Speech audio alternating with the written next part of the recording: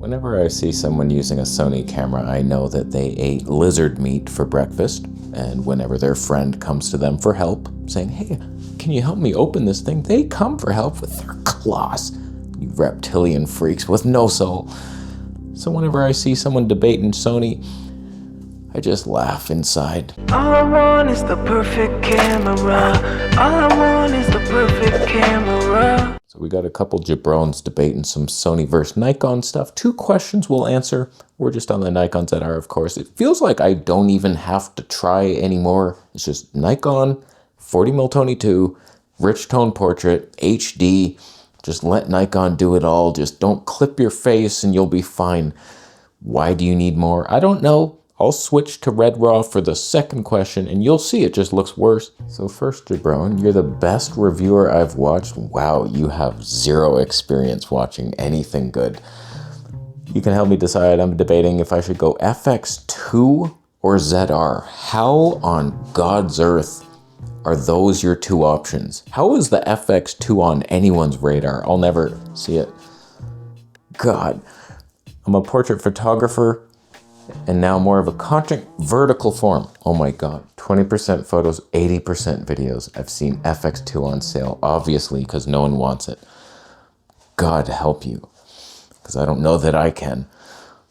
FX2 was a joke. Sony April Fool's joke kind of thing. It's an FX3 body with the old ass A7 IV sensor that's not for video at all, and they somehow called it a cinema camera. It can only be interpreted as I want to say like an interpretive dance joke. I saw the most cringiest thing I've ever seen in my life the other day. It was a UFC weigh-ins, I think, and one guy's filming normally, and then they hired a female to get the vertical shot for their socials.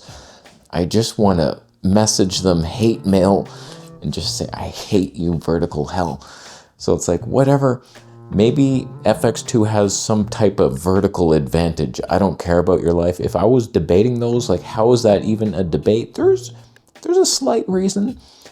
Nikon's not the best autofocus you ever seen in your life, nor is it the best stabe. If that's the most important thing, I think you might lean, although I think I would pick at least 100 different Sony cameras before the FX2 ever popped on the list. You stupid dick. I'd rather have a ZV1, a ZVE1, frickin' A6700. There's so many. The RX10 Mark V. It's an X3000. What are you doing, FX2? Like, it's an insult.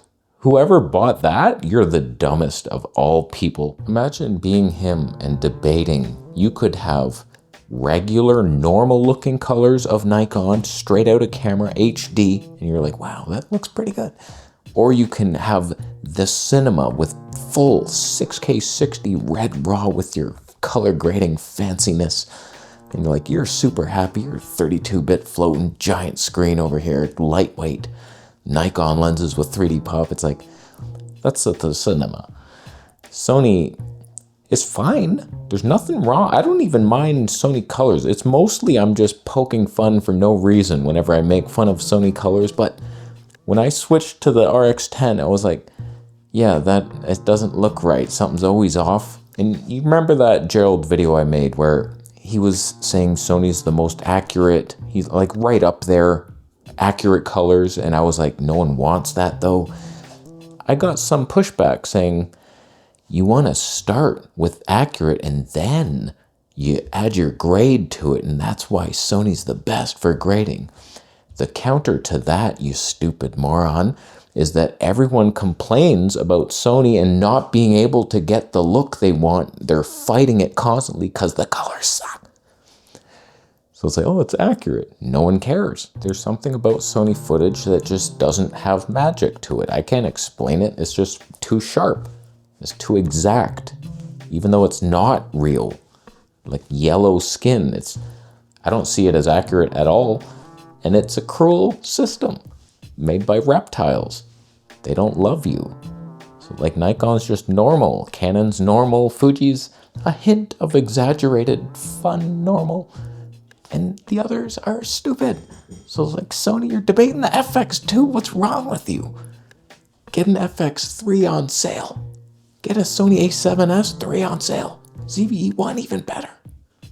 Anything else. But 100% you get the Nikon ZR over pretty much anything Sony and you're gonna be happy. Kind of. You'll never be happy.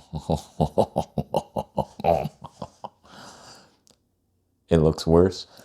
So now, instead of HD basic files that could be edited on a MS-DOS Mark IV, you could, in theory, go to 6K raw red, everything, file sizes. You need a space station, a fake one preferably, to edit the files. I prefer red raw outside. It looks better, more dynamic range. It's like, oh yeah, the filmic touch. But like in here, I don't see a point to using it when it's like the file sizes are too big, and it's so much more fun to have an HD file that like zips off my memory card in an instant. And it's like, it's laughing. We're all laughing. All right, last question. This one's more interesting, at least. That last jabron with his FX2. God. Question, if Sony releases the ZVE1 Mark II this year and only improvement is 4K 240, HD 360, but it's $3,000 body only, would you ditch Nikon for that? Still reptilian, green skin tones, no raw. Wow, that's a real fun proposition. The 4K 240, that'd be nice. That wouldn't be bad. HD 360, why couldn't you sweeten the deal and give me 480? I don't know, that's on your watch. You're an asshole. I don't need RAW, obviously. I would just need something that looks nice straight out of camera. I didn't hate Sony's standard. It wasn't the worst thing I've ever seen, but it's not just the colors. Like, okay, the colors were okay, but then it's also you add in the sharpness layer, the exactness, and something is off with it. If Sony starts adding in film sims and stuff, like they had a couple and they were all such trash. The only usable ones was S-Log3 or standard. Cinetone was a joke, the crying joke. Like, I've never seen worse skin tones on my face than S-Cinetone. I don't know what your problem is. Probably user error on that one. Acne error. Too much hot dog meat. But to switch over to a ZVE 2, you would have to do so many things that I'm not sure you're willing to do. Like, I don't want that clinical sharpness. But that's what Sony seems to go for. Like, aren't they releasing something soon? The A7R6. How come you have so many more R's than the S? How dare you? But it's gonna have like 10K oversampled down to 4K probably. It's like, oh my God, that's really sharp now, huh? It's like, you're going for the wrong thing. No one asked for that. Like, for a human face, why would you need more detail than what we saw in the original HD? Why would you want to see more than that? You want to see every sin I've ever committed in my face represented? You can't hide a thing on this planet. Even when I see wildlife that is super sharp, I don't appreciate it. It's too sharp. It's too exacting, outlined. It's not right. I don't want to see that. I want magic, like Blackmagic OG sensor for wildlife type of thing. So ironically, all Sony has to do is downgrade their resolution because it's just too much. And just whatever they're doing inside to decide that look, the Sony look, I don't want it anymore. So like, go back to a more film vintage type of thing. You have like film grain in here, and all of a sudden it's like, oh, Sony's actually leading the industry in film looks. That's what we're not headed for. We're just, it's the resolution race, and unfortunately not the frame rate race. Sony just removes all their slow-mo. So if the ZVE 2 had a little filmic touch with more slow-mo, that's all I want. I just want a little cinema action cam with super slow, but lots of dynamic ranges, cinema touch. Tiny thing. Sony's good at being tiny, but not anything else. There's a garbage truck outside my window. It's not symbolizing that my advice is garbage and not to be taken serious. It's just happenstance. So the RX10 Mark IV, I review that thing. I don't get these prices. You're asking for, if it was $3,000, what is up with prices lately? Like, that's been discontinued, I get it. Doesn't make it a rare gem of the inner earth. It's a frickin' old bridge cam. I got mine originally, it was like 1,500 Canadian, and then I sold that thing off hard. And then Steinbeck re-gives it back, and he spent like 1,400 US or something. And so I'm like, oh, affiliate links down below, and it's like $2,900 US for a used one, I think. I'm like, what the hell are you talking about? How am I supposed to make affiliate sales on that? Usually I search for used Amazon affiliate, like the best deals. My affiliate links, you can't match my links. So like seeing that, it's like, what's the point of advertising anything? It's like, oh, Sony X3000, it's only $900 now. But honestly, the whole switching systems, looking elsewhere, oh my God, like that's old big city me. I don't even look anymore. There's nothing here. So like I just film in HD and I'm like, oh, cool.